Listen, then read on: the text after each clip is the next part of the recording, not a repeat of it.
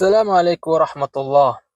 منیرہ، اس نے اپنی بہن کے ساتھ ایسا کیا کیا جس کے بدلے میں اس کی بہن نے منیرہ کے ساتھ وہ کیا کہ وہ کبھی بھی اپنی زندگی میں یہ چیز کبھی بھی نہیں بھول سکتی۔ قصہ شروع کرنے سے پہلے میں امید کروں گا کہ آپ لائک کریں گے اور اس ویڈیو کو شیئر کریں گے اپنے دوستوں کے ساتھ یا اپنے سوشل میڈیا پلیٹ فارم کے اوپر، اور آخر میں لا الہ الا اللہ اللہم صلی وسلم وبارک علی نبینا محمد۔ منیرہ جو کہ کویتی شہری ہیں اپنا واقعہ بیان کرتی ہے، کہتی ہے میری عمر 45 سال ہے اور میری ایک بہن ہے جس کا نام گماشا ہے۔ وہ مجھ سے صرف 3 سال بڑی۔ وہ خالی میری بہن نہیں بلکہ میری دوست، بلکہ میری ماں۔ اس قدر وہ مجھ سے پیار کرنے والی، اس قدر وہ میرا خیال رکھنے والی، لیکن اس نے میرے ساتھ ایک ایسی چیز کی جو میں رہتی دنیا تک یا جب تک میں زندہ ہوں میں اس کو کبھی بھی نہیں بھول سکتی۔ جب ہم لوگ بڑی ہوتی ہیں، میری عمر 20 سال اور گماشا کی عمر 23، اس کا کوئی رشتہ نہیں آتا۔ اس کا نصیب کہ کوئی رشتہ لے کے دروازے پہ نہیں آیا، جبکہ وہ بہت خوبصورت، مجھ سے بھی کئی گنا زیادہ خوبصورت، مگر اس میں ایک خرابی تھی۔ اس کی زبان بہت لمبی تھی اور اس کی شخصیت ایسی تھی کہ کسی کے اوپر ہیوی ہو کے اس کے اوپر کنٹرول کرنا۔ وہ جس کے ساتھ بھی رہے گی اس کی عادت یہی تھی کہ میں اس کو اپنے کنٹرول میں کر لوں۔ اس کے ساتھ کوئی بحث نہیں کرتا تھا، کوئی لڑتا نہیں تھا۔ کیوں؟ اس کی زبان بہت لمبی تھی، کوئی بھی اس کے ساتھ بحث کرنا پسند ہی نہیں کرتا تھا۔ وہ بہت زیادہ چرب زبان، یہاں تک کہ بھائی بھی اس کے ساتھ بحث نہیں کرتے تھے کیونکہ وہ بہت زیادہ چرب زبان تھی۔ ایک دفعہ اس کا رشتہ آتا ہے، وہ لڑکا ڈاکٹر اور بہت خوبصورت نوجوان، وہ اسپیشلی اس کے لیے رشتہ بھیجتا ہے کیونکہ یہ بہت خوبصورت تھی، لیکن 3 مہینے کے بعد وہ اس کو طلاق دے دیتا ہے۔ سبب اس کی لمبی اور چرب زبان اور اس کے اوپر اپنا قبضہ جمانا، کہ یعنی اس کا یہ ہسبینڈ اس کے نیچے آ جائے، اس کی بات مانے۔ صرف 3 مہینے بعد اس کو طلاق ہو جاتی ہے، جبکہ اس کی شادی مکمل نہیں ہوتی، یعنی شادی مکمل ہونے سے پہلے اس کو طلاق، ماں بننے سے پہلے اس کو طلاق ہو جاتی ہے۔ اس کے 2 سال بعد میری شادی ہوتی ہے۔ وہ لڑکا پائلٹ اور آرمی کا پائلٹ، میری اس سے شادی ہو جاتی ہے، جبکہ میری یہ بہن گماشا میرے کان بھرتی ہے کہ تم اس کے اوپر کنٹرول رکھو، تم اس کو اپنے انڈر رکھو، اس کے ساتھ ایسا کرو ایسا کرو۔ میری شخصیت ایسی تھی کہ میں بالکل سیدھی اور شریف، نہ زیادہ کسی سے باتیں کرنے والی۔ میں اس کی باتیں سنتی، ایک کان سے سنتی دوسرے کان سے نکال دیتی تھی۔ میری شادی کو 3 سال ہوتے ہیں، میرے 2 بچے ہوتے ہیں، ایک بیٹا ایک بیٹی۔ بیٹے کا نام خالد اور بیٹی کا نام مونا۔ میری شادی کو 3 سال ہوتے ہیں، میرے بچوں کی عمر بھی اسی طرح ہو جاتی ہے۔ میں جب بھی اپنی امی کے گھر جاتی ہوں، میری یہ بہن اٹھ کے تو اپنے کمرے میں چلی جاتی تھی، بلکہ مجھ سے بات بھی نہیں کرتی تھی۔ میں سوچتی کہ اس کو کیا ہو گیا ہے کہ یہ مجھ سے بات تک بھی نہیں کرتی۔ جب بھی میں آتی ہوں یہ منہ موڑ کے کمرے میں چلی جاتی ہے۔ ایسے ہی ایک دن میں اپنی امی کے گھر گئی، جبکہ وہاں پر میری خالائیں بھی آئی ہوئی تھیں۔ ہم لوگ ہال میں بیٹھ کے بات چیت کر رہے ہیں، گماشا بھی یہیں بیٹھی ہوئی تھی، لیکن یہ اٹھ کے اپنے کمرے میں چلی گئی۔ میرا بیٹا 3 سال کا بھاگ کے اس کے پیچھے جاتا ہے، اس کی خالہ ہے، لیکن وہ اس کے اوپر چلاتی ہے اور اس کو کمرے سے باہر نکال دیتی ہے۔ یہ سن کے تو میری امی جا کے اس کے اوپر چلاتی ہے کہ تو یہ چھوٹے بچے کے ساتھ کیوں ایسا کر رہی ہے، تیری بہن کا بچہ ہے، تیری بہن نے تیرے ساتھ ایسا کیا کیا جو تو اس کے بچوں کے اوپر چلاتی ہے۔ کہتی ہے اس کے بچے کیوں ہیں، میرے بچے کیوں نہیں، اس کا گھر کیوں بسا ہوا ہے، میرا گھر کیوں نہیں بسا تھا، میں کیوں 3 مہینے کے بعد طلاق لے کے آ گئی، مجھ میں ایسی کیا کمی ہے جو اس میں ہے اور مجھ میں نہیں، بلکہ میں تو اس سے زیادہ خوبصورت ہوں، پھر مجھ سے شادی کیوں نہیں کرتا، میرے بچے کیوں نہیں۔ میں یہ الفاظ سنتی ہوں، وہ میرے لیے صدمہ تھے کہ یہ کیا کہہ رہی ہے۔ مجھے توقع نہیں تھی کہ میری بہن اپنے دل میں میرے لیے یہ کینہ رکھتی ہے، یا اپنے دل میں میرے لیے یہ بم سجا کے بیٹھی ہوئی ہے کہ کب پھٹے۔ اب مجھے پتہ چلا کہ یہ مجھ سے بات کیوں نہیں کرتی تھی، اس کو میرا بسا ہوا گھر اچھا ہی نہیں لگا، جبکہ اگر یہ خود احترام والی ہوتی یا اس کی لمبی زبان نہ ہوتی، آج اس کے بھی بچے ہوتے، آج اس کا بھی گھر بسا ہوا ہوتا۔ لیکن جو بھی اس کے ساتھ ہوا وہ خود اس کی زبان کی وجہ سے ہوا۔ میں اپنے بچے وہاں سے لے کے اپنے گھر آ جاتی ہوں، جبکہ میرا معاملہ یہ تھا کہ میں اندر سے روتی تھی، میں اپنی بہن کے بغیر نہیں رہ سکتی تھی۔ میں سوچتی ہوں کہ یار میں اس کو کال کرتی ہوں، کیا پتا اس دن اس کا موڈ اچھا نہ ہو۔ میں اس کو کال کرتی ہوں لیکن وہ میری کال کا جواب نہیں دیتی، فون ہی نہیں اٹھاتی۔ کتنی دفعہ میں اس کو فون کرتی ہوں لیکن وہ مجھے جواب نہیں دیتی۔ اب میرا ہسبینڈ وہ زیادہ تر سعودی عرب میں رہتا تھا، ایئر فورس میں ہے، جب چھٹی آتی ہیں تھوڑے دن یہاں پر رہنا، پھر سعودی عرب مہینہ 2 مہینے کے لیے، جبکہ ہمارا گھر کرائے کے اوپر تھا جو میری امی کے گھر سے کافی دور تھا۔ پہلے میں اپنی امی کے پاس چلی جاتی تھی، لیکن اس دن کے بعد میں اب ان کے ہاں بھی نہیں جاتی کہ کہیں گماشا کوئی زیادہ بڑی مصیبت نہ کھڑی کر دے۔ اب میرے لیے مسئلہ یہ تھا کہ میں ڈیوٹی سے جاتی ہوں، ڈیوٹی سے گھر واپس آتی ہوں۔ میں خود بھی ایک گورنمنٹ کی جاب کرتی تھی۔ میرے ساتھ ہوتا یہ کہ میں ایک دن ڈیوٹی سے واپس آئی، جب گھر جاتی ہوں گھر کا دروازہ کھلا ہوا ہے، میرے بچے بھی نہیں ہیں اور کام والی بھی نہیں۔ میں آوازیں دیتی ہوں بچوں کو، کام والی کو، لیکن وہاں پر کوئی بھی نہیں تھا کہ میری ایک ہمسائی گھر میں انٹر ہوتی ہے، وہ کہتی ہے کہ یہ تمہارے بچے ہیں، تمہاری کام والی ان کو چھوڑ کے بھاگ گئی، تو یہ رو رہے تھے تو میں ان کو اپنے ہاں لے آئی۔ جب میرا ہسبینڈ واپس آیا تو میں نے اسے کہا کہ یہ ماجرا ہو گیا اور وہ بھاگ گئی ہے۔ ہم لوگ آفس جاتے ہیں، ایک اور کام والی لے کے آتے ہیں، وہ بھی 4 مہینے بعد ایسے ہی بچوں کو چھوڑ کے تو بھاگ گئی۔ اب کویت میں یہ حال ہے، کام والی ایسے ہی کام چھوڑ کے بھاگ جاتی ہیں بغیر بتائے ہوئے، اس کے لیے کوئی قوانین نہیں۔ بہرحال میں امی کو کمپلین کرتی ہوں کہ امی مجھے بتاؤ میں کیا کروں۔ امی کے ساتھ فون کے اوپر میں اپنا دل ہلکا کرتی ہوں، امی میں ڈیوٹی پہ جاؤں، بچے سنبھالوں یا گھر صاف کروں، کوئی بھی خدامہ آتی ہے کام والی وہ بھاگ جاتی ہے، کوئی بھی بڑا دیر چلے گی تو 6 مہینے، اس کے بعد یہ لوگ بھاگ جاتے ہیں۔ تو میری امی کہتی ہے کوئی نہیں، تم صبر رکھو، کوئی اچھی کام والی مل جائے گی۔ ایک ہفتے بعد مجھے فون آتا ہے، جب میں موبائل کے اوپر نام دیکھتی ہوں تو خوشی کے مارے میرے آنسو نکل آتے ہیں کہ میری بہن گماشا مجھے فون کر رہی ہے۔ میں خوشی کے مارے فون اٹھاتی ہوں اور روتی جاتی ہوں، اس سے باتیں کرتی ہوں، گماشا تم مجھے کیسے بھول گئی، میں نے تمہارے ساتھ کیا برا کر دیا، تم میرا فون ہی نہیں اٹھاتی۔ کہتی ہے اصل میں چھوڑو میری بات، پر میں تمہیں ایک بات بتاتی ہوں کہ میری ایک دوست ہے، اس کے ہاں ایک ایتھوپین کام والی تھی جو اپنے ملک چلی گئی بھی تھی، اب وہ واپس آنا چاہتی ہے لیکن کہتی ہے کہ میں اس کے پاس کام نہیں کروں گی جس کے پاس وہ پہلے تھی، تو وہ بڑی اچھی ہے، اگر تمہیں چاہیے تو اس کو منگوا لو۔ تو میں کہتی ہوں ہاں ٹھیک ہے، مجھے اس کا پاسپورٹ وغیرہ بھیجو، میں اس کا ویزا نکلوا کے اس کو بلا لیتی ہوں۔ وہ مجھے بھیجتی ہے، میں اس کا ویزا نکلوا کے اس کو ایتھوپیا بھیج دیتی ہوں۔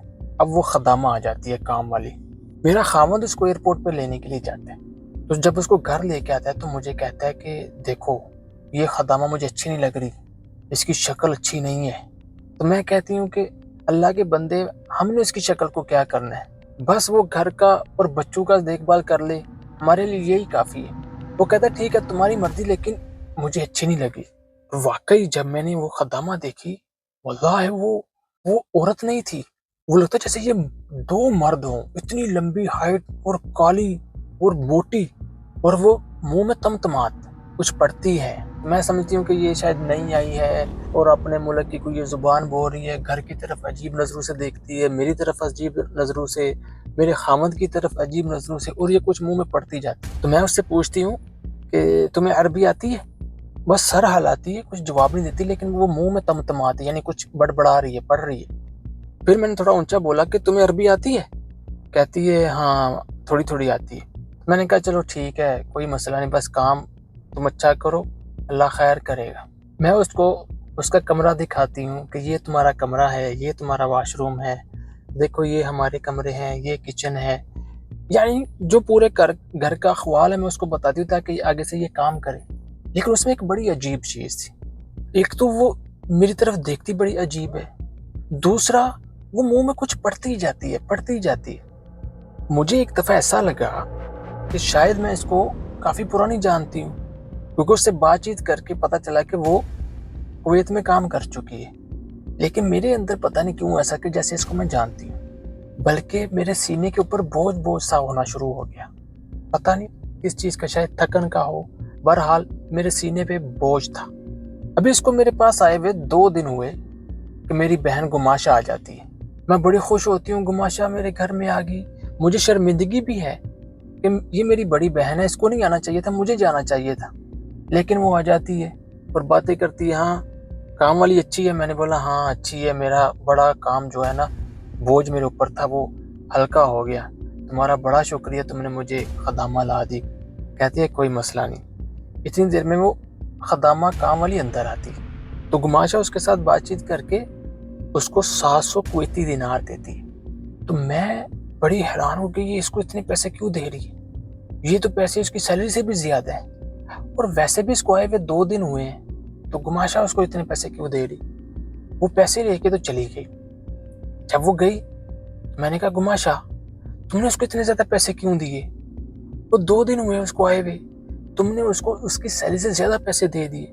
کہتی ہے دیکھو کوئی مسئلہ نہیں، میں نے اس کو پیسے اس لیے دیے ہیں تاکہ یہ تمہارے گھر کا کام اچھی طرح کرے، اور ویسے بھی یہ تمہارے گھر کا کام بہت اچھی طرح کرے گی. مجھے اس لمحے میری بہن کے الفاظ سمجھ نہیں لگے، کیونکہ وہ کوڈ میں استعمال کر رہی تھی، تو میں اتنی شاطرہ نہیں تھی کہ میں اس کی کوڈ کو سمجھ سکتی. بہرحال گماشا تھوڑی دیر بیٹھی، اٹھ کے چلی گئی. اسی رات مجھے خواب آتا ہے کہ ایک کالی بلی بڑے سائز کی وہ میرے گھر میں آئی ہے. اس نے اپنے منہ میں ایک کالا سانپ پکڑا ہوا، وہیں باہر میرے صحن میں گڑھا کھود کے سانپ کو اندر ڈالتی، جبکہ وہ میری طرف دیکھتی جا رہی ہے.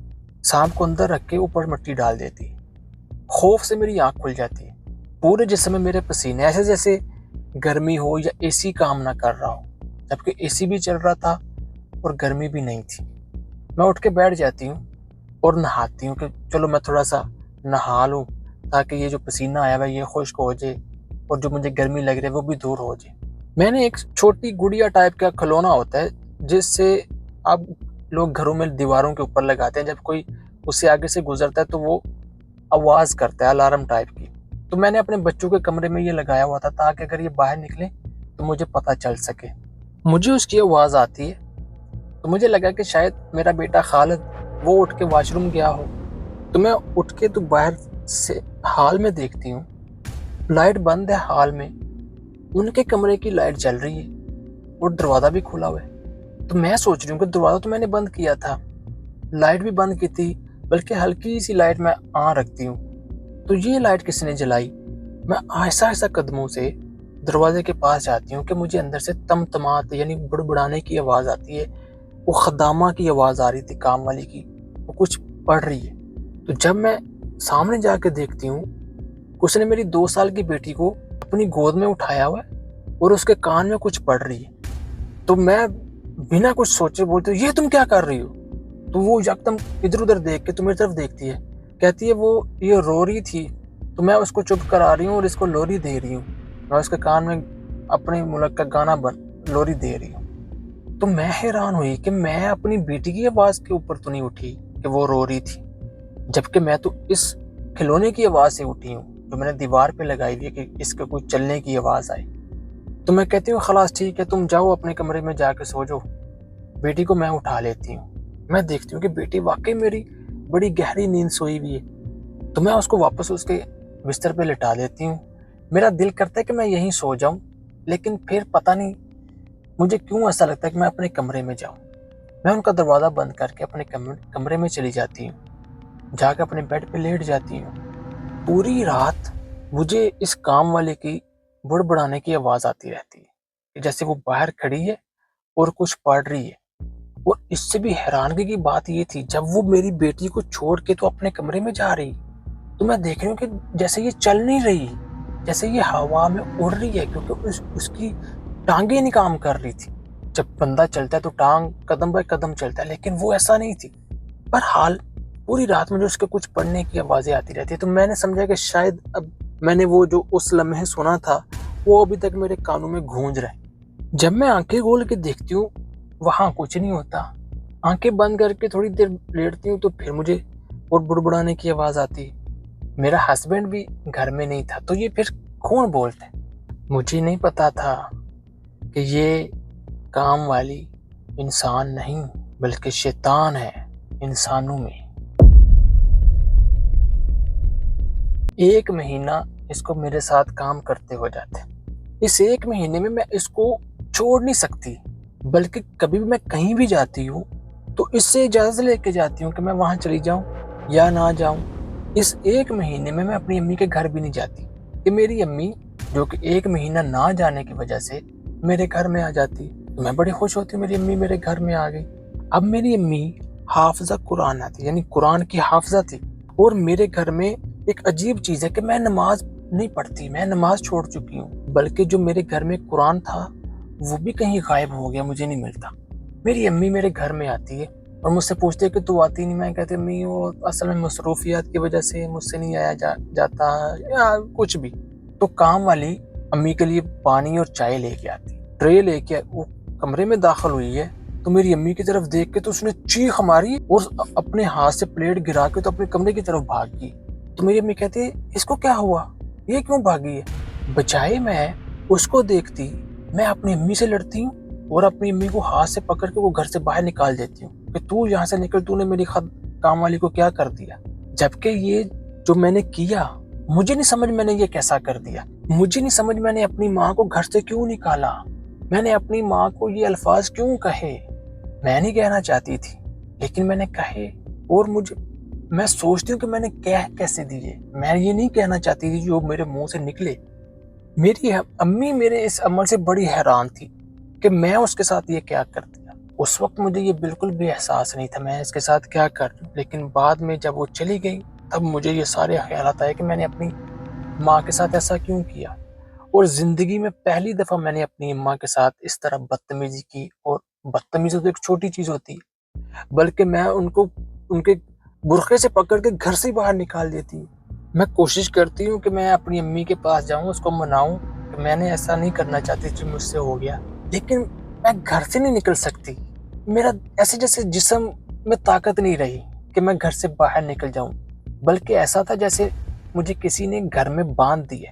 اسی وجہ سے میں گر جاتی ہوں، میں باہر جانا چاہتی ہوں لیکن جا نہیں سکتی، مجھے کمزوری فیل ہوتی ہے کہ میں گر گئی۔ یہی کام والی آ کے مجھے سہارا دے کے میرے بیڈ تک مجھے چھوڑ کے آتی ہے، مجھے کہتی ہے تم بیٹھو، میں تمہارے لیے کوئی مشروب لے کے آتی ہوں طاقت والا۔ میں نے کہا ہاں ٹھیک ہے، تم جاؤ کوئی جوس وغیرہ بنا کے لے کے آؤ۔ وہ چلی جاتی ہے کچن میں اپنے بیڈ کے اوپر لیٹی ہوئی ہوں۔ اب میں انتظار کر رہی ہوں کہ وہ آئے، تو میں دیکھتی ہوں کہ میری کام والی آ رہی ہے، لیکن اس کی شکل، اس کا سر ایسے جیسے بندر ہے، اس کی آنکھیں سرخ لال۔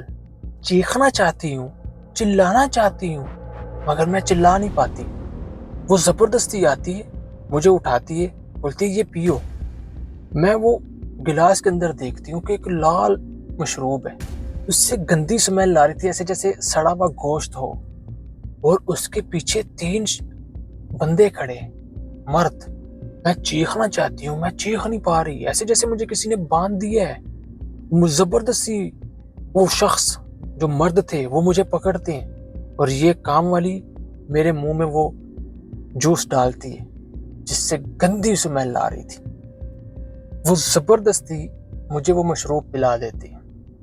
مجھے فیل ہوتا ہے جیسے میری لیفٹ سائڈ کے اوپر کوئی ہے، کوئی مرد ہے، مجھے اس کی سانسوں کی ہوا فیل ہو رہی ہے، اس کی سانس کی آواز آ رہی ہے، وہ میری ٹانگ پکڑتا ہے۔ جب میری ٹانگ پکڑتا ہے تو میں چاہتی ہوں کہ میں چلاؤں، چیخ ماروں، لیکن میں ایسا نہیں کر پاتی، بلکہ میں بڑی گہری نیند سو جاتی ہوں۔ جب میں صبح اٹھتی ہوں دیکھتی ہوں کہ میرا خاوند میرے ساتھ سویا ہوا ہے، میں نظریں ادھر ادھر گھماتی ہوں کہ وہ کام والی کدھر گئی، وہ اس کے ساتھ جو 3 بندے تھے وہ کدھر گئے۔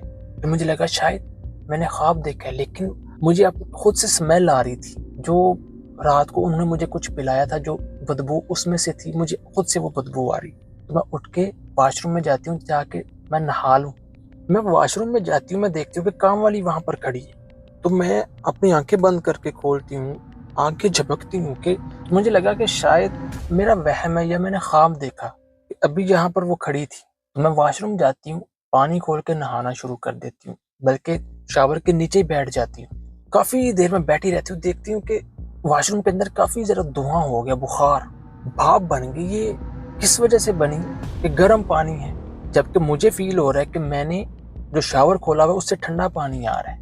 مجھے نہیں پتا تھا کہ میں جس شاور کے نیچے بیٹھی ہوئی ہوں وہ تو گرم آگ پانی ہے جلستا ہوا، جس کے نیچے میں بیٹھی ہوئی کافی دیر بیٹھی رہتی ہوں. جب میں کافی دیر پانی میں بیٹھی رہتی ہوں تب میں کہتی چلو خلاص نہا لیے، میں نکلتی. میں دیکھتی ہوں کہ واش روم پورے میں دھواں ہے، بخار جو ہوتے ہیں گرم پانی کا دھواں. اسی دھوئیں میں دیکھتی ہوں کہ کام والی ہے، اس کی شکل بڑی خوفناک تھی، بلکہ اس کے پیچھے 3 مرد کھڑے ہیں جن کے صرف سر نظر آ رہے ہیں اور وہ بھی بہت خوفناک تھے. یہ منظر مجھ سے برداشت نہیں ہوا، میں گرتی ہوں اور بے ہوش ہو گئی. جب مجھے ہوش آئی تو میں دیکھتی ہوں میں ہاسپٹل میں ہوں اور میرے پورے جسم کے اوپر پٹیاں لپیٹی ہوئی ہیں اور مجھے جلن فیل ہو رہی. تو وہاں نرس کھڑی تھی، میں اس کو بولتی ہوں نرس جی مجھے کیا ہوا، مجھے یہاں کون لے کے آئے اور مجھے پٹیاں کیوں لپیٹی ہوئی ہیں؟ تو وہ کہتی ہے کہ تم گرم پانی اپنے اوپر ڈال دیا اور کافی دیر تم پانی کے نیچے بیٹھی رہی گرم پانی کے، اس وجہ سے تمہارے جسم لال ہو گیا ہے. جلا نہیں لیکن تمہارا جسم لال ہو گیا، ہم نے اس کے اوپر ملم وغیرہ لگائی ہے، یہ کوئی خطرے والی بات نہیں، تم جا سکتی ہو. میرا خاوند وہ مجھے لے کے جاتا ہے، لیکن بڑی عجیب بات تھی کہ میرا خاوند پورے راستے چل جاتے میرے ساتھ کوئی بات نہیں کرتا. میرے لیے بڑی عجیب بات تھی کہ اس نے تو مجھ سے میرا حال تک نہیں پوچھا کہ تمہیں کیا ہوا تھا واش روم میں، تم پانی کیوں گرم ڈال دیا اپنے اوپر، کوئی کسی قسم کی بات نہیں کرتا. بلکہ جب میں گھر جاتی ہوں تو اس کا سامان آلریڈی پیک تھا، یہ واپس سعودی عرب جا رہا تھا اور وہ چلا گیا. میں واپس اکیلی اور میرے بچے.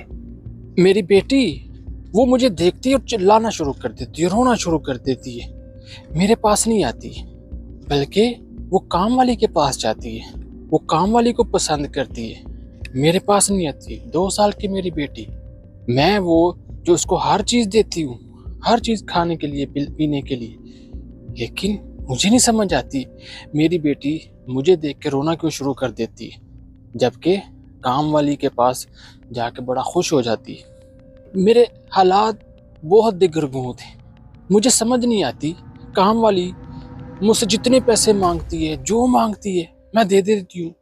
کبھی بولتے میں نے مارکیٹ جانا ہے مجھے اتنے پیسے دو، کبھی بولتے میں نے مارکیٹ سے وہ چیز لے کے آنی ہے، یہ چیز لے کے آنی ہے، میں اس کو دے دیتی ہوں. جو مجھ سے مانگتی ہے میں دے دیتی ہوں. اگر وہ مجھے یہ کہے کہ مجھے اپنے جسم کا حصہ کاٹ کے دے دو، میں دے سکتی تھی. مجھے سمجھ نہیں آتی کہ میں ایسا کیوں کرتی ہوں. بعد میں سوچتی ہوں کہ میں نے اس کو کیوں پیسے دے دیے، میں کیوں اس کی بات مانتی ہوں، وہ ہر جو چیز مجھ سے مانگتی میں اس کو کیوں دے دیتی ہوں. لیکن اس کے سامنے جب وہ میرے سامنے آتی ہے مجھے پتہ نہیں کیا، میں انکار ہی نہیں کر سکتی. میرے ساتھ ایسی چیزیں رونما ہوتی تھی روزانہ کہ اگر میں کسی کو بتاتی تو انہوں نے یہی کہنا تھا کہ یہ پاگل ہے، ایسا ہو سکتا ہے؟ نہیں، بلکہ یہ بالکل اس کا دماغ سٹیا گیا ہے، ایسا ہو ہی نہیں سکتا.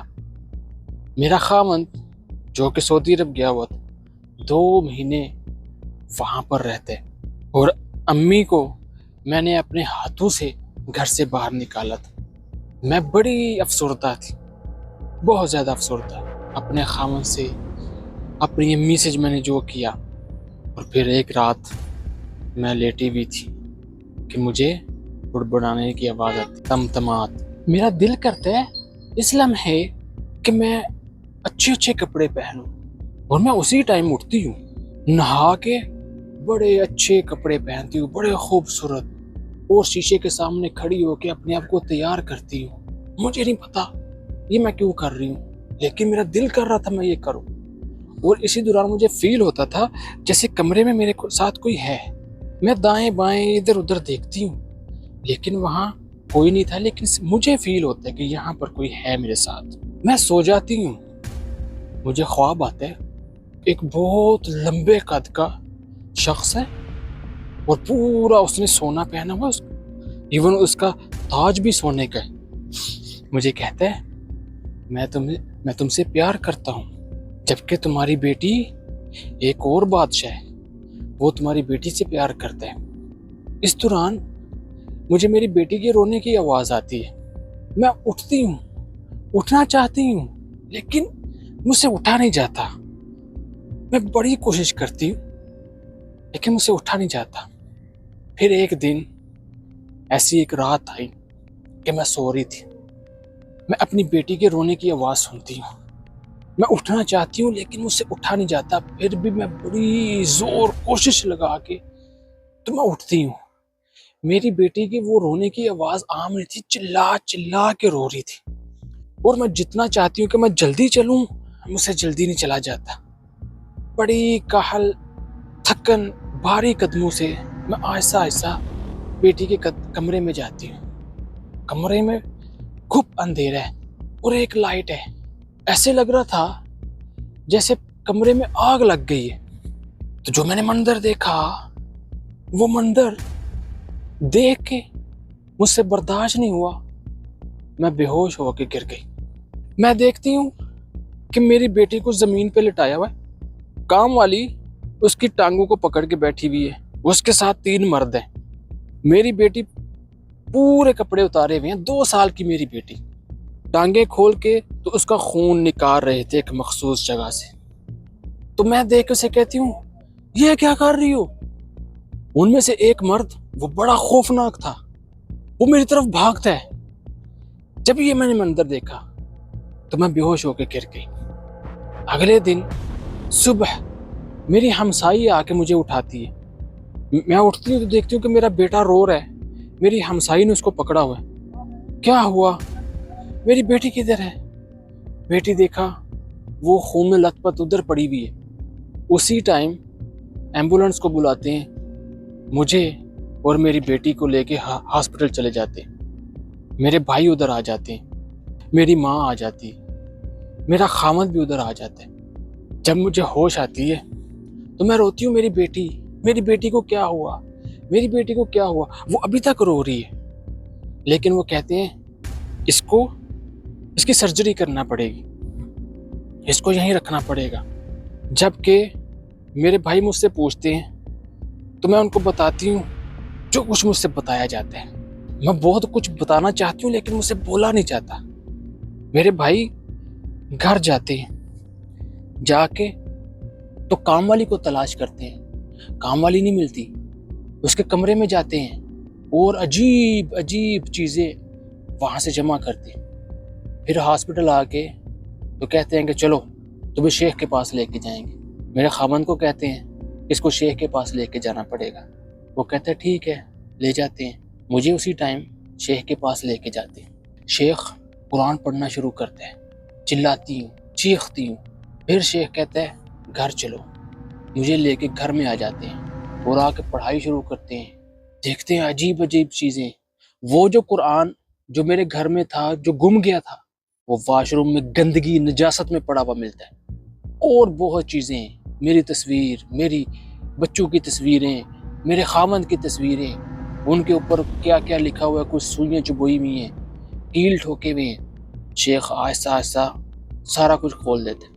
میں مجھ سے پوچھتے تو بتا تیرے ساتھ کیا ہوا؟ میں بتانا چاہتی ہوں لیکن میں وہ بڑے شخص کو دیکھتی ہوں، لمبا، وہ خوفناک شکل والا، وہ میرے پاس کھڑا ہے۔ میں ڈرتی ہوں، میں بتانا چاہتی ہوں کہ یہ کام والی مجھے گماشا نے لا کے دی تھی، لیکن میں بول نہیں سکتی۔ پھر اللہ کا شکر ہے کہ میرا جادو کھل گیا، میں جادو سے کھل گئی۔ اب میں کہتی ہوں بھائیوں کو کہ یہ کام والی مجھے گماشا نے لا کے دی تھی۔ گماشا کو لے کے آتے ہیں، ادھر شیخ بھی ہے، وہ بھی پڑھائی کرتا ہے، میری حالت دکھائی جاتی ہے۔ میں کہتی ہوں کہ اس نے یہ کام والی لا کے دی تھی مجھے۔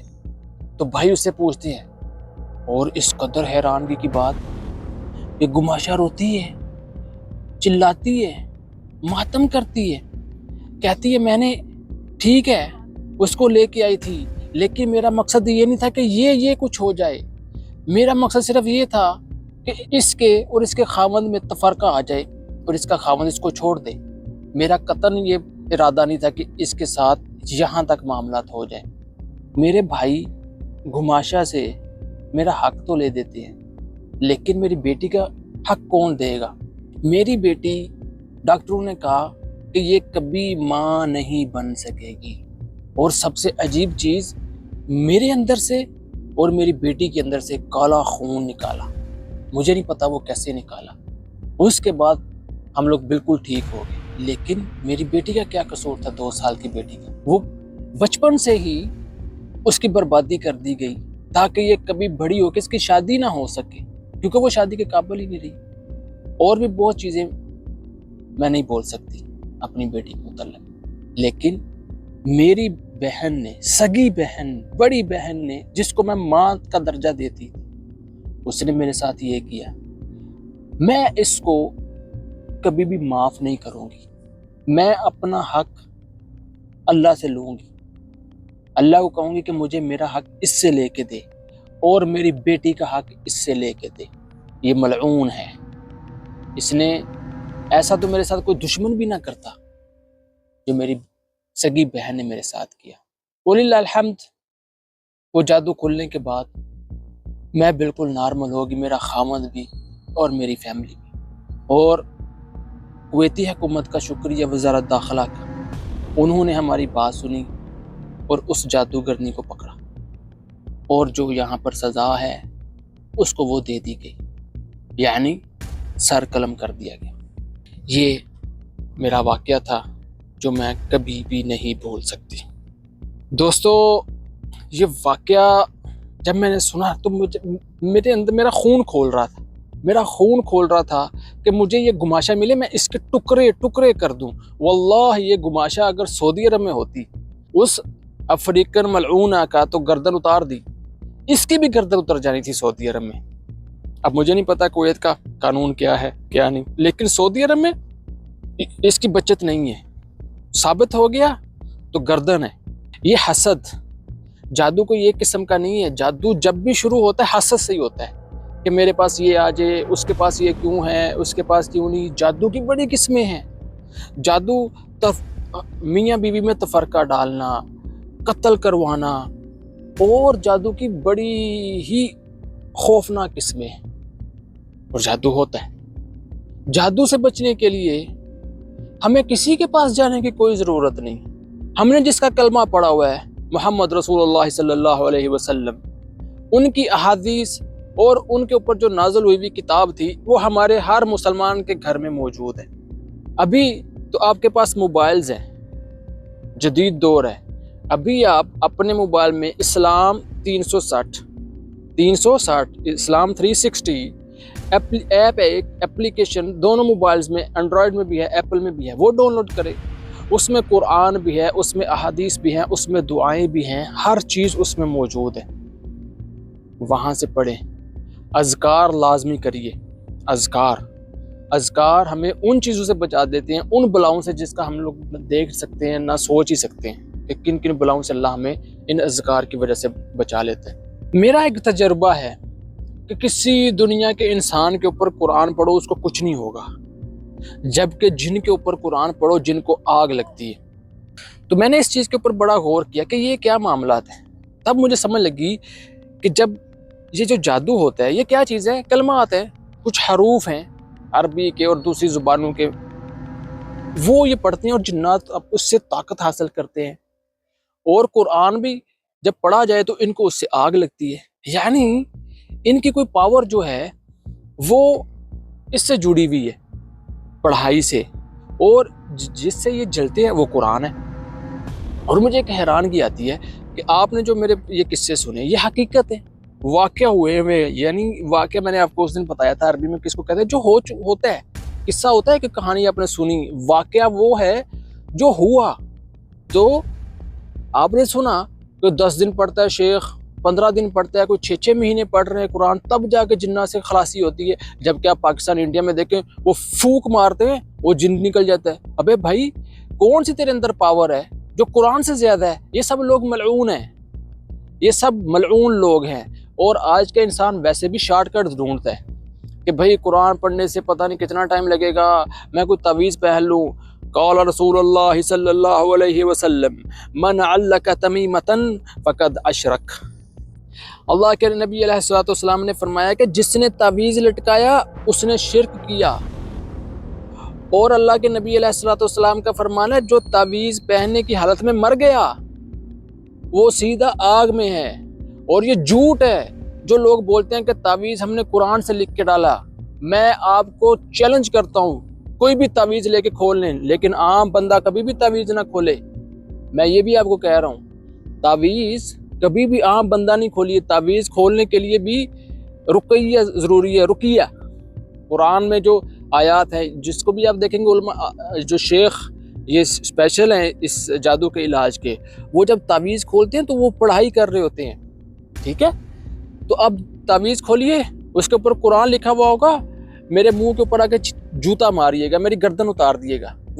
وہ کلمات لکھے ہوتے ہیں الٹ پلٹ، اس سے جنات سے طاقت لی گئی ہوتی ہے، اس سے کسی کو مخاطب کیا گیا ہوتا ہے کہ فلانا اسرائیل اس کی پاور دے دے، اسرائیل ایسا کر دے، وہ سب جھوٹ ہے، کوئی قرآن نہیں۔ اور ویسے بھی قرآن لکھ کے تو آپ زیر ناف پہنیں گے؟ جو اکثر آپ دیکھیں گے لوگ تعویذ اس نے یوں ٹہنے کے پاس باندھا ہوتا ہے، کالا دھاگا جس کے اوپر قرآن پڑھ کے تو پھونکا ہوا ہے، اچھا اس کے بعد اکثر دھاگا اور تعویذ ناف کے نیچے، ٹھیک ہے، جو مرد اور عورت کی خاص جگہ ہے اس کے اوپر لٹکایا ہوا ہوتا ہے۔ بھائی وہ کون سا قرآن ہے؟ تم لوگ ملعون ہو جو یہ تعویذ اگر قرآن کا بھی لکھا ہوا اور تم لوگ وہاں پر پہنو گے۔ کون سا مسلمان قرآن کی آیات کو تعویذ بنا کے اور ان مقام کے اوپر لٹکائے گا؟ یہ سب ملعون لوگ ہیں اور یہ سب جھوٹ اور فریب ہے۔ میں نے آپ کو پہلے بھی کہا تھا، کوئی نوری علم نہیں ہوتا، کوئی نوری علم نہیں ہوتا، کالا علم ہے، وہ جنات سے مدد لی جاتی ہے، شیاطین سے، جبکہ قرآن اس کا توڑ ہے۔ قرآن کی آیات سورۃ البقرہ اور قل اور آخری آیت، یہ سب اللہ نے بھیجی ہی جادو کے توڑ کے لیے، اور کرسی، لیکن نوری علم کا نام دے کے لوگوں کو پاگل بنایا جاتا ہے، بے وقوف بنایا جاتا ہے کہ ہم لوگ نوری علم ہیں۔ اذکار کرو صبح دوپہر شام کے، واللہ میری عادت ہے، گھر سے نکلتا ہوں بسم اللہ توکلت علی اللہ ولا حول ولا قوت الا باللہ، یہ میری عادت ہے۔ اور یہ اللہ کے نبی کا فرمان ہے علیہ الصلوۃ والسلام، جو گھر سے نکلنے سے پہلے یہ پڑھ لے گا، دنیا کی کوئی مصیبت اس کو نقصان نہیں پہنچا سکتی، دنیا کی کوئی طاقت اس کو نقصان نہیں پہنچا سکتی۔ اور اللہ کے نبی علیہ الصلوۃ والسلام کا فرمان ہے، جو سونے سے پہلے آیت الکرسی پڑھ لے گا، ایک فرشتہ ننگی تلوار لے کے اس کے سرہانے کھڑا رہے گا صبح تک، جب تک وہ اٹھ نہیں جاتا، دنیا کی کوئی چیز اس کے قریب نہیں آ سکتی۔ لیکن یہ ہم ان کا صرف نام لے کے اس کو چوم کے ماتھے پر لٹکاتے ہیں، ان کی بات کے اوپر عمل کوئی نہیں کرتے۔ البتہ جو ہمارا پیر فقیر کہے گا، بابا بزرگ کہے گا، وہ ہم لوگوں نے کرنا ہے۔ تو ٹھیک ہے، پھر دنیا میں جو مصیبتیں ہیں وہ انہی کے لیے ہیں۔ بعض عالم جو یہ جادو کا علاج کرتے ہیں، وہ سر پکڑ لیتے ہیں کہ یا اللہ، یہ تیری تو مومنہ عورتیں لڑکیاں، یہ والی، یہ مومن مرد ہیں، ان کے اوپر جادو کیسے ہو گیا؟ لیکن وہ آزمائش ہوتی ہے، وہ آزمائش ہوتی ہے، ٹھیک ہے؟ کہیں پر بھی بندہ مس ہو جائے ذکر سے، پکڑ ہو سکتی ہے۔ واش روم میں جانے کی دعا اللہ کے نبی نے ہمیں سکھا دی، اللہم انی اعوذ بک من الخبث والخبائث۔ جاؤ، اللہ تمہارے اور جنات کے درمیان جو واش روم کے جنات ہوتے ہیں ان کے پردہ حائل کر دیتا ہے، وہ تمہیں دیکھ ہی نہیں سکتے، ٹھیک ہے؟ باہر جب نکلنے پھر اس کی دعا پڑھو۔ اکثر دیکھو واش روم میں گئے، گر گئے، کیوں؟ واش روم میں جنات ہے بھائی۔ المہم، میں اس کے اوپر بڑا بول سکتا ہوں، بہت زیادہ بول سکتا ہوں، لیکن بعد میں مجھے ایڈیٹنگ کرنے کی بڑی مصیبت بن جاتی ہے۔ السلام علیکم ورحمۃ اللہ۔